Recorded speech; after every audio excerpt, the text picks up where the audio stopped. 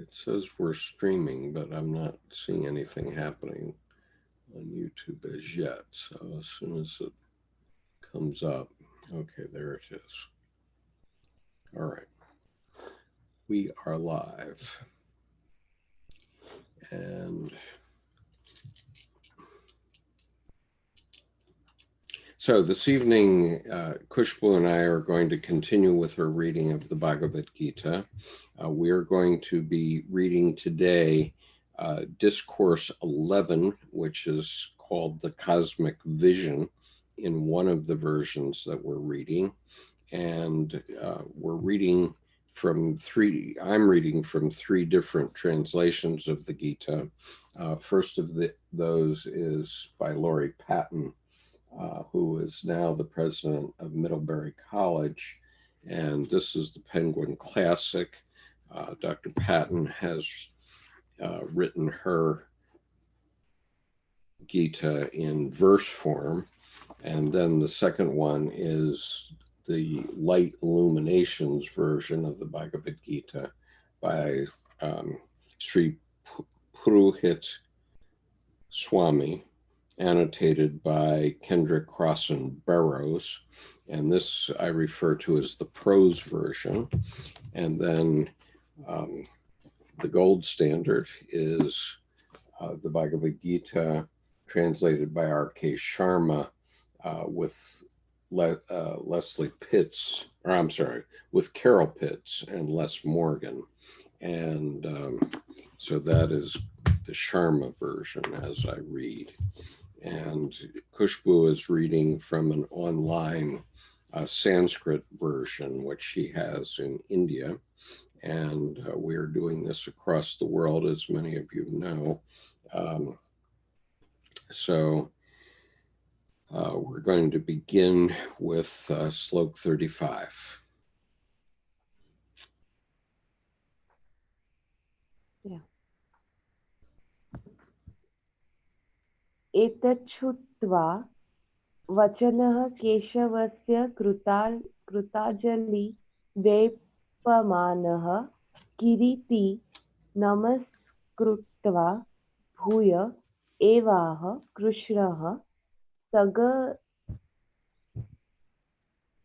dagandah bhita pranamya. Slok 34. Slok 35.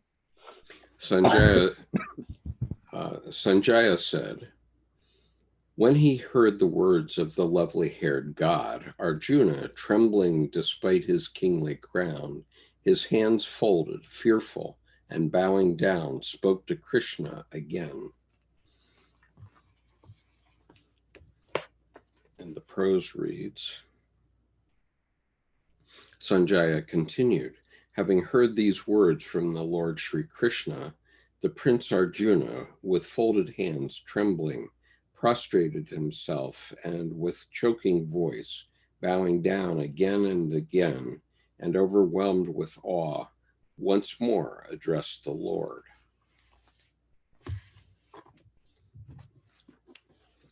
The Sharma reads, after hearing this statement from Sanjaya said, after hearing this statement from Kesava, Krishna, the crowned one, Arjuna, trembling, paid obeisance with folded hands. After bowing down again, with great fear, he spoke to Krishna in a faltering voice. Slok 36.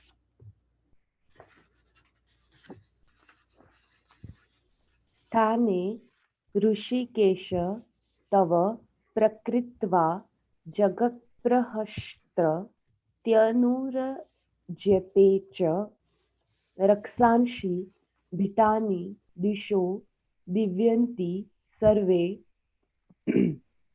panasyananti cha siddhasadhyaha. Slok 36. The Patton reads, Arjuna said, bristling-haired one, it is right that the world exalts delighting in your fame, that the demons are fearful and flee all places, and that the gatherings of fulfilled beings honor you. And the prose reads, Arjuna said, My lord, it is natural that the world revels and rejoices when it sings the praises of your glory. The demons fly in fear, and the saints offer you their salutations. The Sharma reads, O Hrishikesa, Krishna, it is appropriate that in praise for you, the universe is delighted and is rejoicing. Demonic forces, terrified, are running away in all directions, and the Siddhas bow down to you. Slok 37.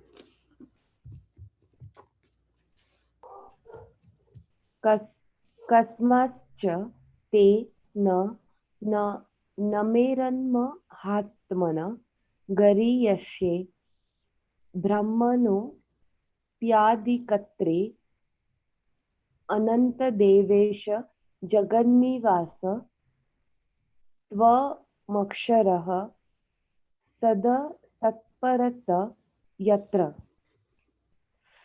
Slok 37. The Patton reads, And why, great self, would they not bow to you, the first maker, endless Lord of gods, greater than Brahma, abode of the world, undying, existent, non-existent, and yet beyond? The prose reads, How should they do otherwise, O supremest self, greater than the powers of creation, the first cause, infinite, the Lord of lords, the home of the universe, imperishable, being and not being, yet transcending both.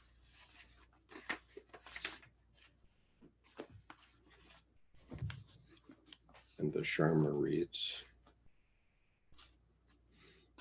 O great souled one, why should those beings not offer obeisance to you, the supreme primordial creator, even of the creator Brahma? O infinite one, Lord of the gods, refuge of the worlds, you are the imperishable being and not being, and what is beyond all that. Slok 38.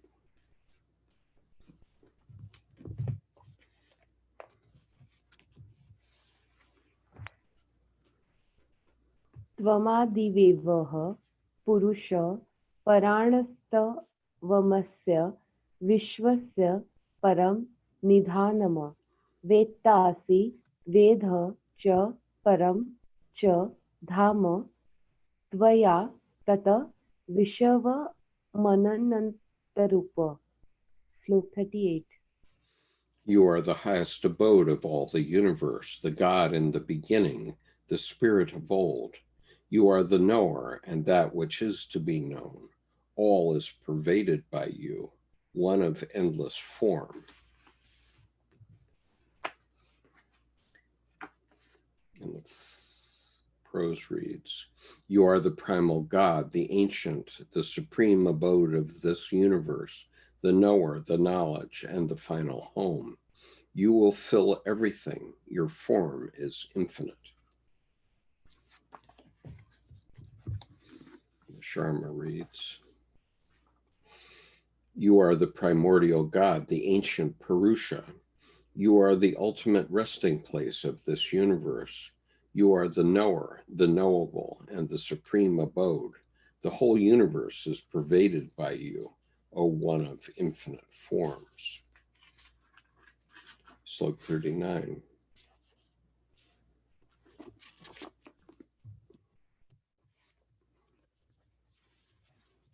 Vayu marmoda dagni varunah sashadakah prajapati svatasah prapitamahascha namo manaste dastu kahastra punahascha puyo dapi namo namaste. 39. Slok 39. You are Vayu, Yama, Agni, Varuna, the rabbit-marked moon, the Lord of creatures, the first great-grandfather. May honor be made to you 1,000 times, and yet again, honor to you. That was the Patton. The prose reads, you are the wind, you are death, you are the fire, the water, the moon, the father, and the grandfather. Honor and glory to you 1,000 and 1,000 times, again and again. Salutation be to you, O my Lord. And there's a footnote. The father is Prajapati, an aspect of Brahma. The creator, Shankara, says that grandfather means the father even of Brahma. Father and grandfather may be understood as the primal ancestors of humanity.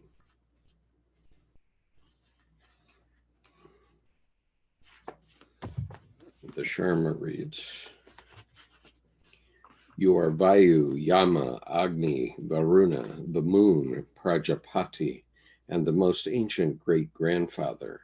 May there be salutations and obeisance to you 1,000 times. Salutations and obeisance to you again and again. Slok 40.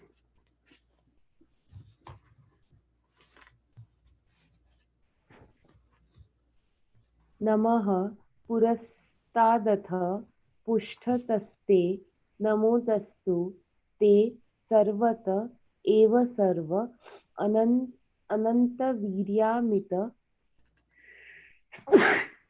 sorry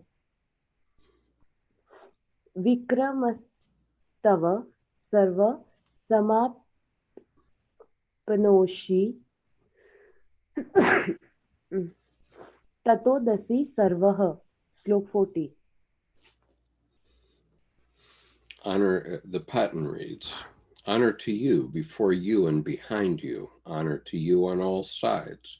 You who are all, you are force without measure, endless courage. Since you reach all, you are all.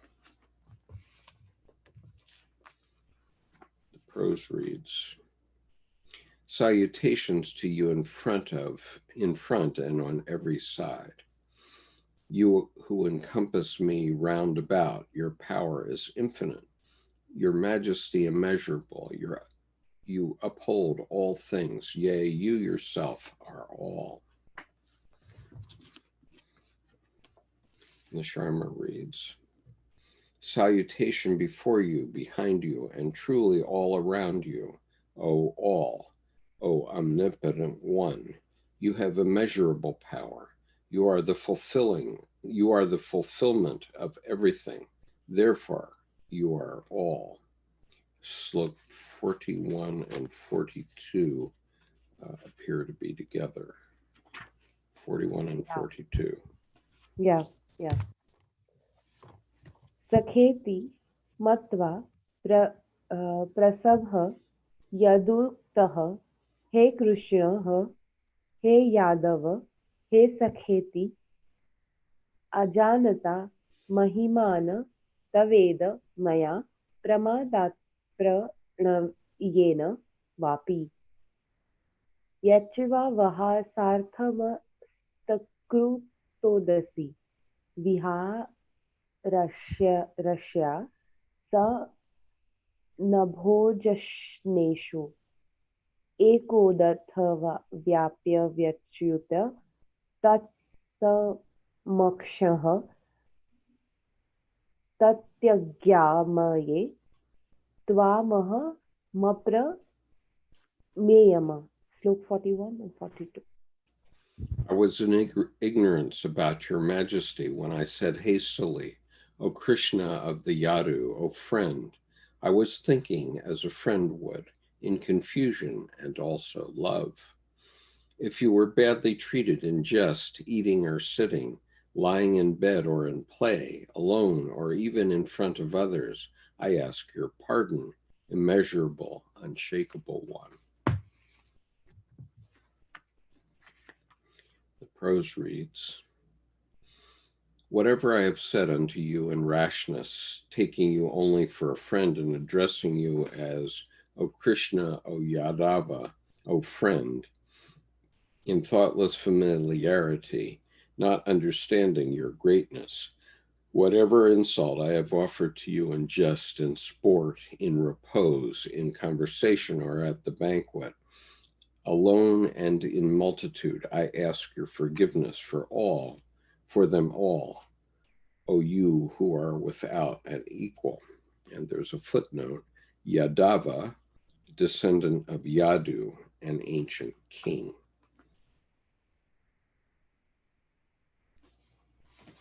Okay. Sharma reads,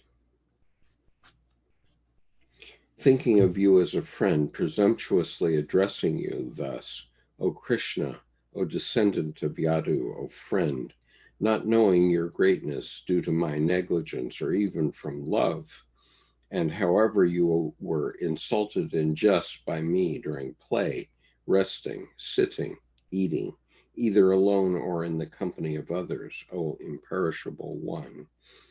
For that I beg you to pardon me, immeasurable one. Slok 43.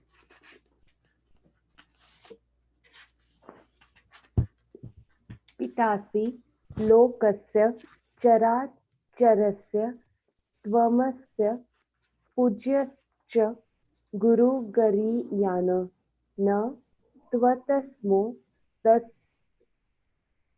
दत्यभ्यधकीय कुदोदन्यो लोकत्रये दप्रतिमप्रभाव. Sloka 43. The Patton reads, you are Father of the world, of the moving and the still, its weighty, honored teacher. There is no one like you in the three worlds. How can there be another who is greater, incomparable one? The prose reads, for you are the Father of all things, movable and immovable, the worshipful, the Master of masters. In all the worlds there is none equal to you.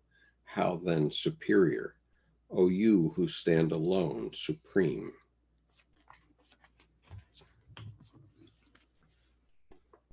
The Sharma reads, you are the Father of the universe, moving and unmoving, and you, the most venerable Guru, are to be adored by it. Your equal does not exist. Where even in the three worlds can there be another above you, O one of peerless power? Slok 44.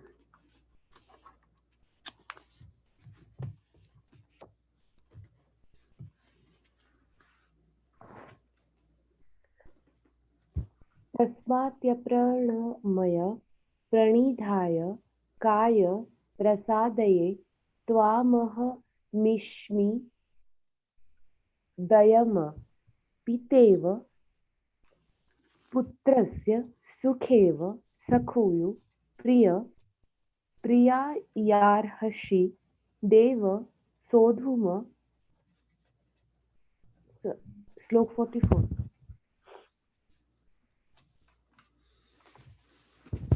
Patton reads, thus bowing with body laid down, I ask your mercy, praiseworthy Lord.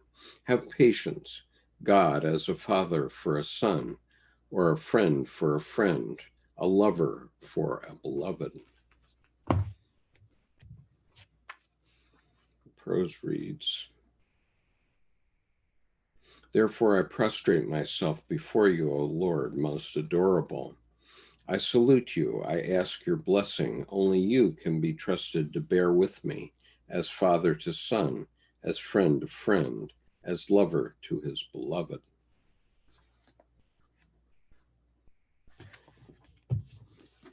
Sharma reads, therefore, after paying homage to you and prostrating my body, I beg for your grace, O adorable Lord. As a father with a son, as a friend with a friend, as a lover with the beloved, O God, please forgive me. Slok 45.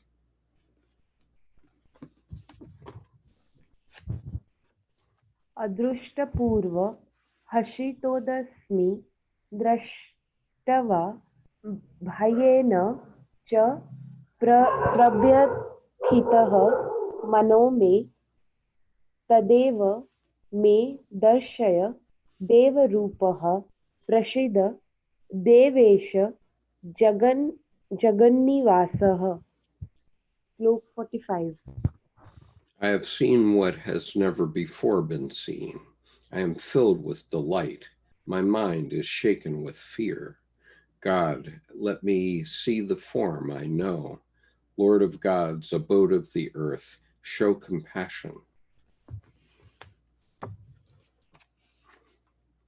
The prose reads, I rejoice that I have seen what never man saw before, yet, O Lord. I am overwhelmed with fear. Please take again the form I know. Be merciful, O Lord. You who are the home of the whole universe. And there's a footnote. The hidden truth behind these terrifying forms is a reassuring, a heartening, and delightful truth. There is something that makes the heart of the world to rejoice and take pleasure in the name and nearness of the divine. It is the profound sense of that which makes us see in the dark face of Kali the face of the mother, and to perceive even in the midst of destruction the protecting arms of the friend of creatures, according to Aurobindo.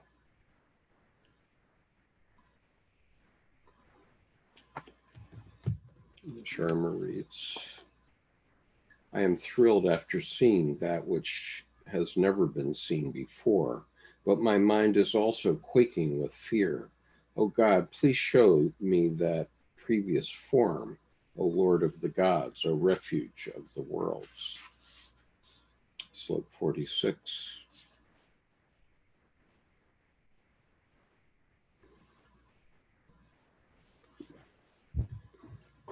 किरीटिनः गदिनः चक्रहस्तमिच्छामि त्वा दुष्टुमः तथैव तेनैव रूपेण चतुर्भुजेन सहस्रबाहो भव विश्वमुत्रे. So 46.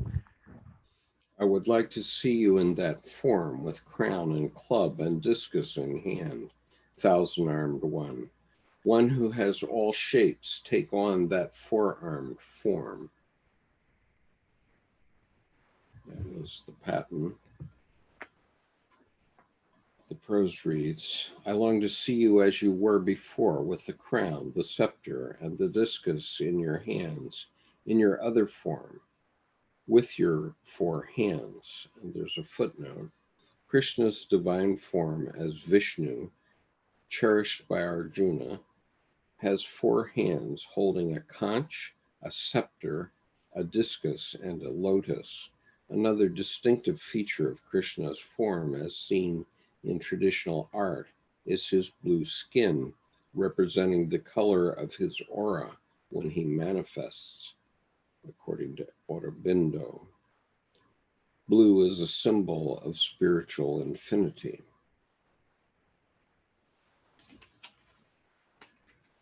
There is a association with blue, right? It's a pigmentation thing.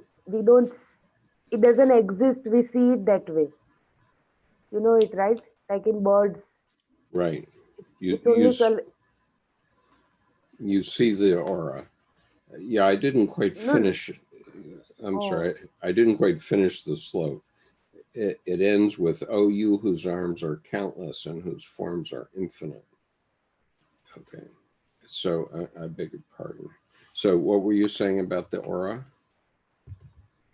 No, I'm saying about the color blue. Okay. If you see the butterflies who appear blue, it's a pigmentation thing. You see blue sky, but sky is not blue. Yes. It's it's in the blue color, that it's a pigmentation thing. Even on animals, you see the blue print, but it's not blue.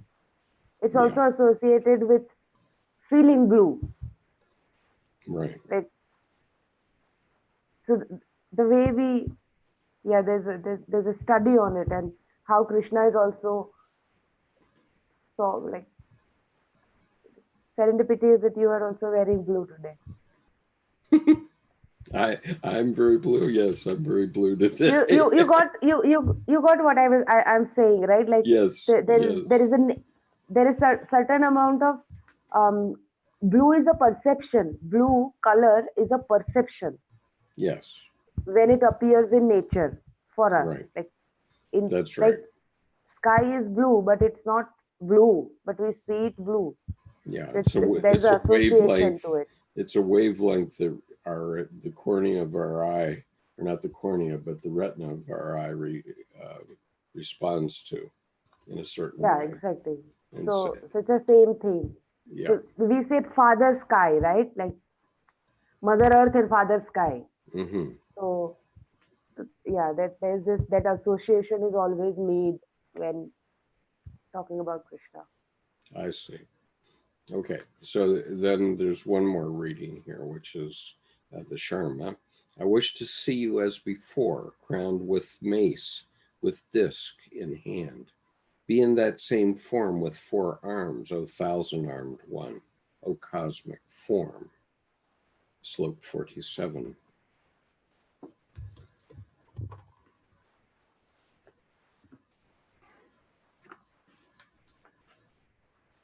Maya prasannate na tava juneda rup tava junedah rupah parah darshitamatma yogata तेजोमयः विश्वमन नन्तमाधङ्ग यन्मे त्वदन्ययेद न दृष्टपूर्वम्. Sloka 47.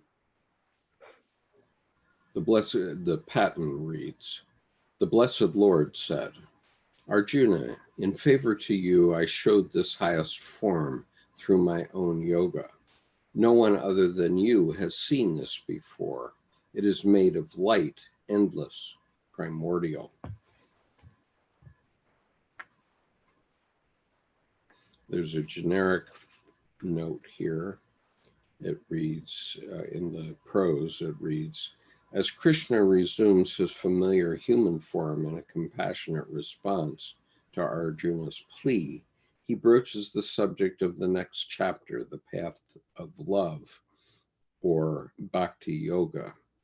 The last few verses of chapter 11 suggest the devotional love is not born of either extraordinary experiences or conventional religious activities, but rather thrives in a natural atmosphere of intimate companionship between lover and beloved.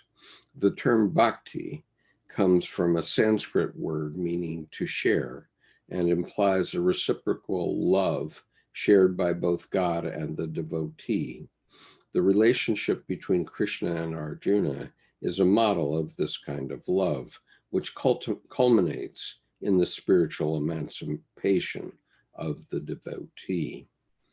And now, slope 47 in the prose. My beloved friend, it is only through my grace and power that you have been able to see this vision of splendor, the universal, the infinite, the original. Never has it been seen by any but you. And the Sharma reads, the Blessed Lord said, by my grace toward you, O Arjuna, with my yogic powers, I have shown you that supreme form, resplendent, universal, infinite, primordial, never before seen by anyone other than you. Slope 48.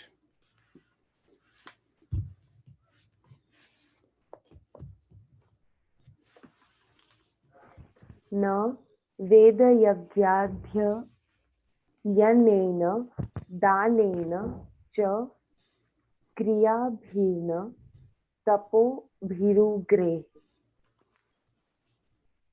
एव रूपः शक्य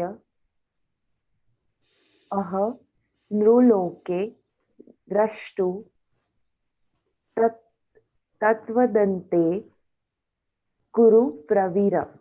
Slok 48. The Patton reads, neither by Vedic study, nor Vedic sacrifice, nor ritual actions, nor gifts, nor heated disciplines can I be seen in this form in the human realm by anyone other than you, brave Kuru.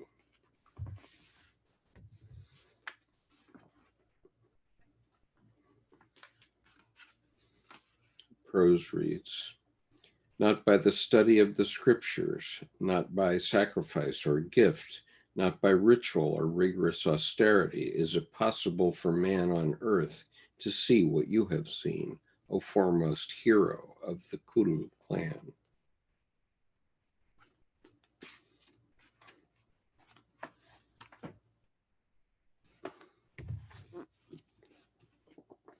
The Sharma reads, the Blessed Lord said, by my grace toward you, O Arjuna, with my yogic powers, I have shown you that supreme form, resplendent, universal, infinite, primordial, never before seen by anyone other than you. Slok 48.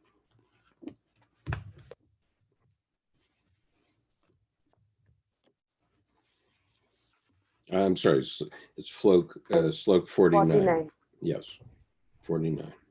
Ma te vyatha ma cha vimutha bhavo drushtva rupa dhoramidradya mamedama vyate tabhi prati mana punah tavah tadeva me rupaminda prapashya.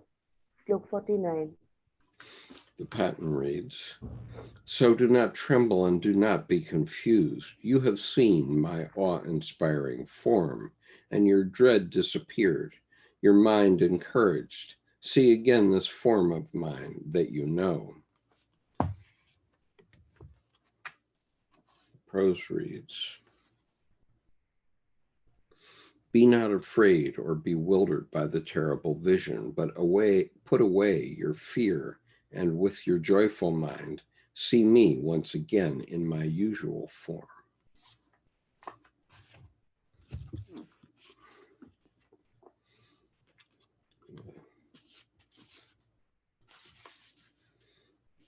The Sharma reads, don't tremble or be confused after seeing my terrible form like this. Free from fear, with a happy mind, behold my very same form again. Slok 50.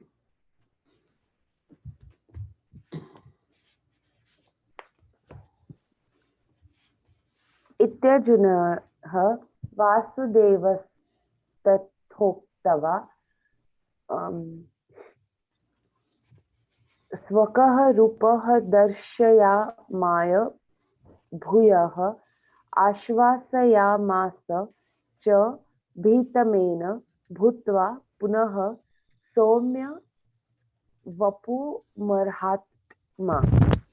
Slok 50. The Patton reads, Sanjaya said,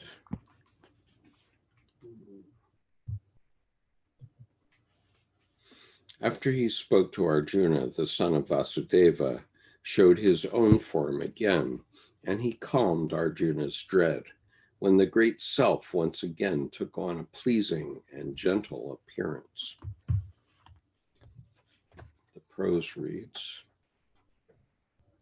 having thus spoken to Arjuna, Lord Shri Krishna showed himself again in his accustomed form, and the mighty Lord in gentle tones softly consoled him who lately trembled with fear. The Sharma reads, Sanjaya said, having thus spoken to Arjuna, Vasudeva, Krishna, revealed his own form again. Having appeared again in his gracious form, the great-souled one comforted Arjuna, who was in a fearful state. Slok 51.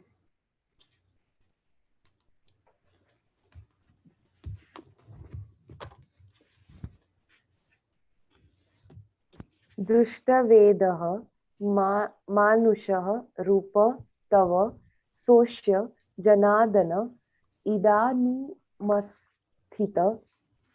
सर्वततः सचेताः प्रकृति गतः. Look. Slok 51. The Patton reads, Arjuna said, Mover of men, as I see this, your gentle human form, I am now composed. My thoughts have returned to a natural state. The prose reads, Seeing you in your gentle human form, my lord, I am myself again, calm once more.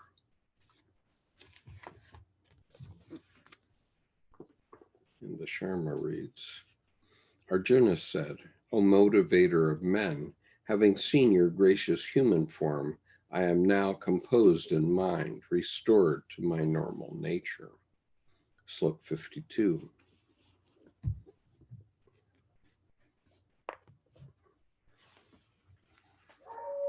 सुसुदर्शमदि रूप दृष्टवानसि यन्मम देवा अप्यस्य रूपस्य नित्य दर्शनका दक्षिणः. Slok 52. The Patton reads, The Blessed One said, The form of mine which you have seen is hard to discern. Even the gods are eternally wanting to have the sacred sight of this form. And the prose reads, It is hard to see this vision of me that you have seen. Even the most powerful have longed for it in vain. And the Sharma reads, the Blessed Lord said, This form of mine that you have just seen is very difficult to see. Even the gods are always longing to see this form.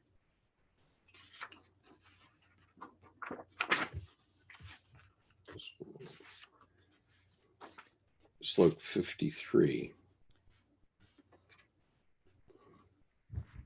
Naha vedena tapasa na danena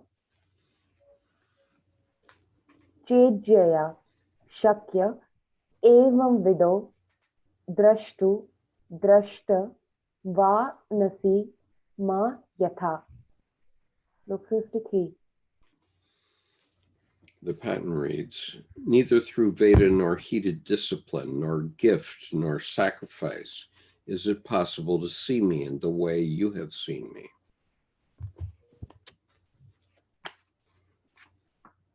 The prose reads, Not by study of the scriptures or by austerities, not by gifts or sacrifices is it possible to see me as you have done.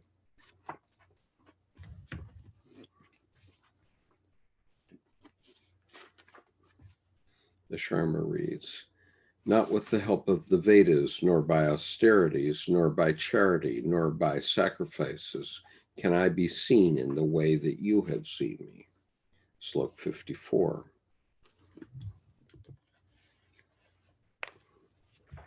Bhaktiya tvana nanyaya shakya ahameva vidyodharjuna gyatu drashtu cha tatvena praveshtu cha parantapa. Slok 54. The Patton reads, Arjuna, I can only be known by devotion that has no other object. In this way may I be truly known and seen and reached, scorcher of the enemy. The prose reads, Only by tireless devotion can I be seen and known. Only thus can a man become one with me, O Arjuna.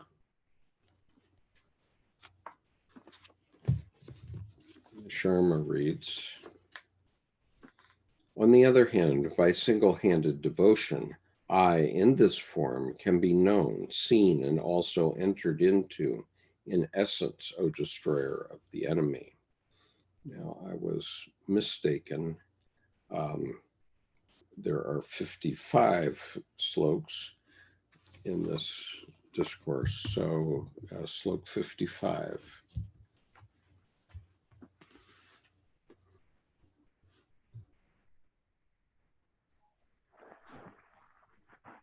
Matka markrunkunama tapamo mandabhaktaha sardavarjitaha nirvera sarvabhuteshu yaha sa mameti panyadava. Slok 55. The one who acts on my behalf, who holds me as highest, who is devoted to me, who lets go of clinging and is free from hatred towards all beings, comes to me, son of Pandu. That was the Patton translation. The prose reads, he whose every action is done for my sake, to whom I am the final goal, who loves me only and hates no one. O my dearest son, only he can realize me. And there's a footnote. The very heart, the quintessence of the doctrines of the Gita is declared by Hindu commentators to be found in this verse, according to Edgerton. The Sharma reads, performing actions for me, holding me as the highest, devoted to me, devoid of attachment, without any sense of ill will toward any being, that one attains me, O son of Pandu. And then there's a colophon. Here ends the 11th chapter, named The Yoga of the Vision of the Universal Manifestation of God in the Upanishads, sung by Lord Shri Krishna in the dialogue between Sri Krishna and Arjuna in the scripture of yoga pertaining to knowledge about Brahman. So tomorrow we will begin Discourse 12, which in the prose version is given the title, The Path of Love, Bhakti Yoga. And so that completes our reading for today. Thank you very much, Khushboo. Bhakti means, they say, bhakti means devotion, not love. There is a difference to it. Like literal translation of bhakti is devotion, not love. So it's the yoga of devotion, not the path of that's love. How I would, that's how I see it. I don't want to say that somebody is incorrect, but bhakti means devotion. Okay. We'll take your advice since you are the Sanskrit expert in this. I am not. That's the thing. I am. No, you, as between you and me, as within our duet here, you are the expert on Sanskrit. Another thing which I wanted to say about this chapter, which the book in Devdas Patnaik book which I read, is that people assume behalf of God. That is how they talk. That's not this chapter is talking about. Something like that. It's like God might have thought this, God might have thought this, God was not able to do this, that is why he did that. So that kind of vocabulary is to be wary of. To be wary of. Yeah. Okay, yeah. I didn't quite follow you. Say it again, that God did not... making assumption behalf of God. If you are talking in the spiritual territory, if one is talking like on behalf of God, one is talking in behalf of God, that's not Arjun is not talking. God is talking behalf of God only. You see, there is a difference to it. So that is how Right. Bhagavad Gita is wrongly interpreted by Western culture. That Well, and also by anyone who would write it down, right? Even a Sanskrit scholar. It's presumptuous just to be yeah, able to. but it is what I'm saying. It is about the translation, right? But when you cannot bring that into your own vocabulary Right. because you are translating what Krishna said to Arjuna. So of course you will do that because it's a kind of a work, but you cannot you cannot do that in the it will unnecessarily boost your ego. Right. There So is a there, what you're Gita have a saying, critique. Lots of English early Britishers had one critique that it is a war, like they are all about war, and there is it's like a primitive fighters. right, That is a one way of looking at it because it is happening on the at the war front. But if you go deep scholarly into it, what these Englishmen were saying that and their concern was not wrong. That is how I see it. That because of the nature of the text, people it might put a seed in somebody, especially the one who is not so much spiritually tight within. right, Uh, they will start using this vocabulary, talking behalf of God, making assumption behalf of God. God might have God's intention was this. God was not able to embody X. That is why it did that. right. So Okay. So God is transcendent, and so even a Sanskrit writer who would write it down as they did, it's presumptuous in a sense because God is actually transcendent. yeah, and but what correct? What I'm saying is very specific aspect of not bringing into your vocabulary. Otherwise, it is a because that's exactly what English people was wearing um, English people was um, notifying it us like notifying the danger that for one who want to take up a fight with anybody or who want to fight is always never violent, it can be spiritual also, Hmm. so want to prove their point might talk from the perspective of God, just the way that is happening in this Gita. No other scriptures do that. Right. So that it's something which I wanted to like notify to our reader also that it was it was a very good, it was a foresight of those English scholarly who saw the side effect of not spiritually strong people reading this. Right. It's like it was the People. Gita was People. used. Gita's verses was it yesterday, right? Gita's verses was used in the announcement of atomic bomb. Yes. So there's a shadow side of it which Britishers realized, like scholars of Britishers realized, and which was very valid, which is especially the more it becomes more significant in chapter 11. Right. That concern is the right word, yeah. Sure. Okay. I That understood. that so In the you get what I'm saying, right? yes, Hmm. the ineffable cannot be described actually, and so the Bhagavad Gita was written down by human beings, not by God. No, And no, this is not about. I'm not saying about Bhagavad Gita. mhm, What okay, I'm saying is that what I'm pointing out is vocabulary, which we might tend to adapt because we are reading this book. It's like people who study Carl Jung tend to use words like shadow, projection, anima, animus a lot. right, They don't and understand it, but they still use it yeah, because they understand a bit of it. Right. I use shadow word a lot. I love that word.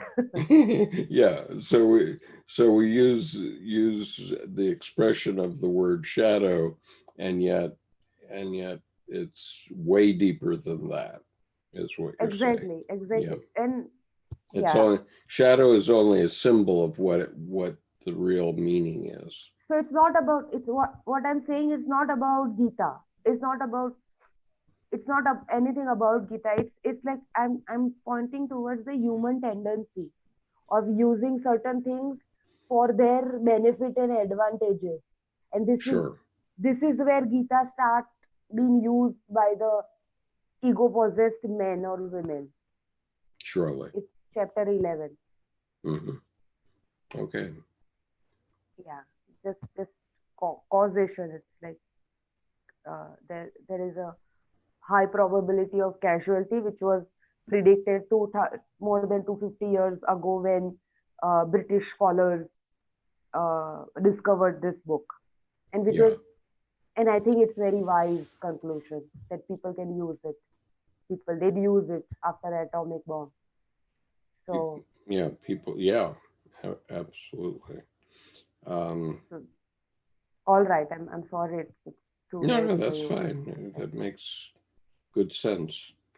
But So you see the picture, right? Like I just want to make sure that it's not about Gita. It's about the way it's alcohol can calm you down, and alcohol can get you drunk and get killed also. So alcohol is can also be used as a medicine or as a cleanser to your table. It's as simple as so. So it yeah. depends. Right.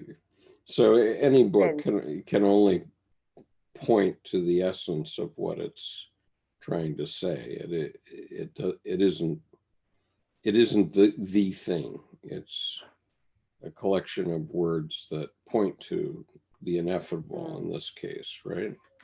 Yeah, I like to think from what demon will do with it. Yeah. So this is what a demon will do with it. Use it for his own gratification. Yeah. Well, we've certainly seen that with holy books in the West. too many Exactly. too many Exactly. examples, and even in my life. Exactly. So um, we're Well, it's a good place to stop. Yeah. yeah, okay. Okay. I will see you tomorrow, Khushboo. See you tomorrow. Okay, check in with me on WhatsApp. Peace. Yeah. Bye bye. Bye bye.